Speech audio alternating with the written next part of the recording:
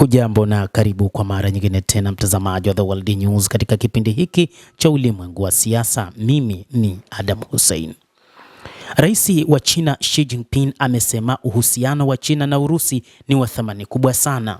Rais huyo wa China Bwana Xi Jinping amesema kwamba utulivu wa uhakika wa uhusiano wa China na Urusi ni wa thamani hasa katika mazingira ya kimataifa yanayoambatana na mabadiliko na machafuko.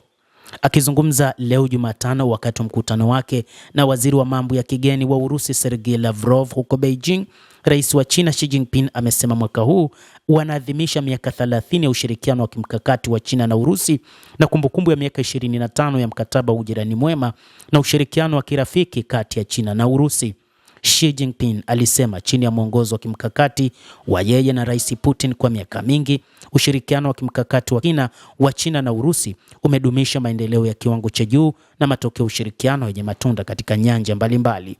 Amesema katika mazingira ya kimataifa yaliyojaa mabadiliko na machafuko, utulivu na uhakika wa uhusiano wa China na Urusi ni wa thamani sana na uhai mkubwa na umuhimu wa mfano wa mkataba wa ujirani mwema na ushirikiano wa kirafiki kati ya China na Urusi ni muhimu zaidi katika ulimwengu.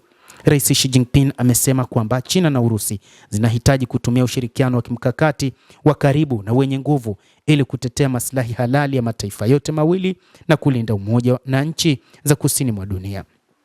Pia ametoa wito kwa nchi hizo mbili kuonyesha uwajibikaji na kujitolea kwa mataifa makubwa wanachama wa kudumu wa Baraza la Usalama la Umoja wa Mataifa. Lavrov anajiunga na Waziri Mkuu wa Uhispania Pedro Sanchez, mwanamfalme wa Abu Dhabi Sheikh Khalid bin Mohammed bin Zayed Al Nahyan na kiongozi wa Vietnam To Lam katika mkutano wa Xi wiki hii.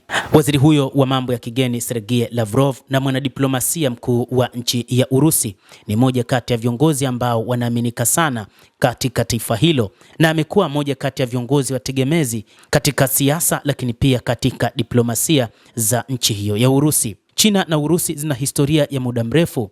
Ni mataifa ambayo yametengeneza kinachofahamika kama BRICS, lakini pia ni mataifa ambayo yamekuwa na mipango ya muda mrefu ya kuweza kutengeneza mipango, lakini pia kuhakikisha wao wanatawala uchumi wa ulimwengu, kadhalika kutengeneza mazingira ya kuhakikisha dunia inakuwa salama wakati wote.